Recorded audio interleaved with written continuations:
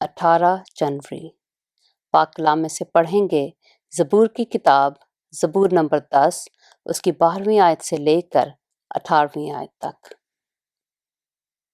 اٹھائے خداوند، اے خدا اپنا ہاتھ بلند کر، غریبوں کو نہ بھول۔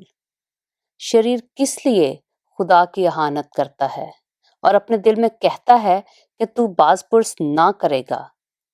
تو نے دیکھ لیا ہے کیونکہ تو شرارت اور بغض دیکھتا ہے تاکہ اپنے ہاتھ سے بدلہ دے۔ بے کس اپنے آپ کو تیرے سپرد کرتا ہے، تو ہی یتیم کا مددگار رہا ہے۔